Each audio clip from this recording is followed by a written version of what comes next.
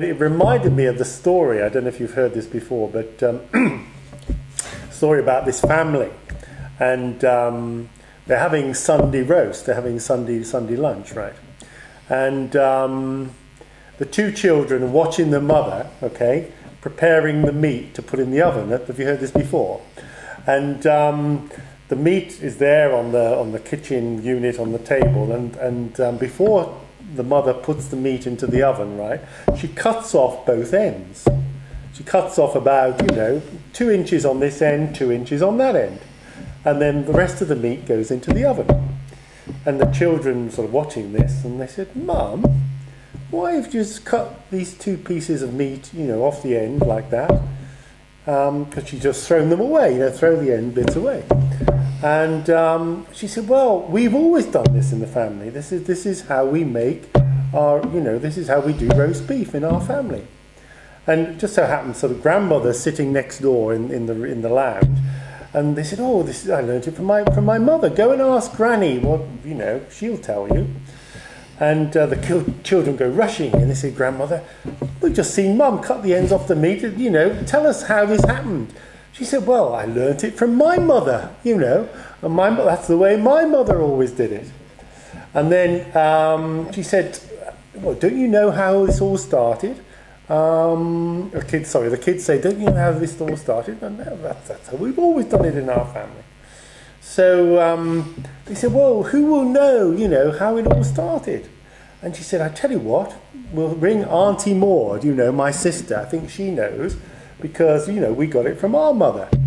So they ring Auntie Maud, and Auntie Maud comes on the phone and said, the kids just wanted to know about the meat, we've always done it this way." And she said, "Oh, don't you remember?" She said, "You said Mum had to cut the meat that way to get it into the tin to put it into the oven."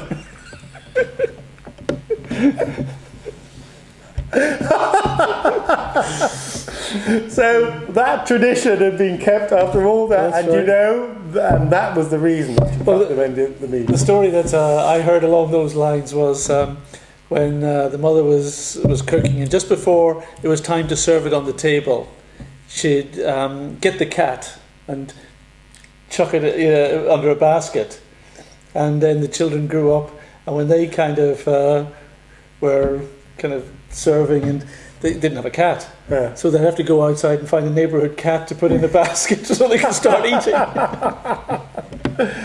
Excellent. But that just illustrates, doesn't it? I mean, I love that story, because it really illustrates how we do things without thinking, and it's like we become conditioned in so many ways to do things. It's like if our mother did it, or our mother's mother did it, it's got to be right, and something like that.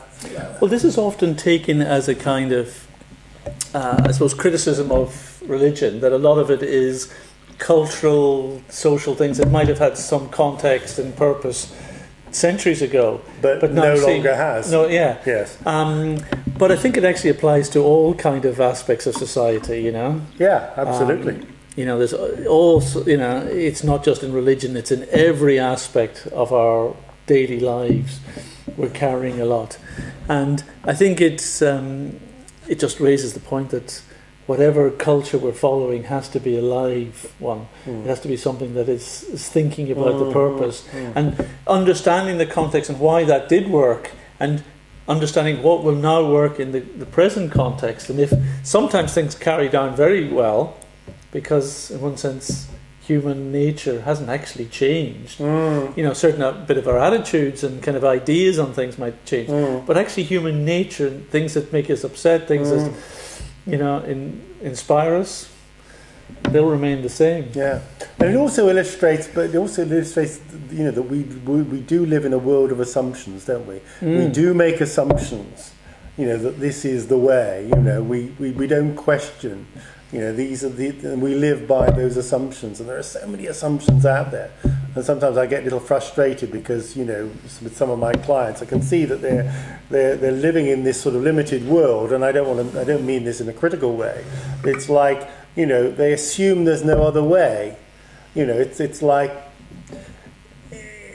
it's almost like you know, an animal in a cage, you know, or the elephant. Remember the story about the elephant, you know, the young baby elephant who's tied to the small stake in the ground, and when it becomes a huge elephant, even though it could easily pull that stake out of the ground because of its strength now, it assumes that it will be held because that was, you know, that's how it learned, you know. Well, that's right. We are so kind of conditioned and tied down by these assumptions. And that's why kind of doing something new, kind of challenging your boundaries, experiencing something different. I was watching a nice program the other night, The Secret Millionaire, and the lady in that, you know, she was a self-made businesswoman. Yeah. And kind of assumed that people in need or on social security were just lazy until she started working amongst them. And then, you know, her eyes opened and she actually understood that there's a different kind of set of circumstances here.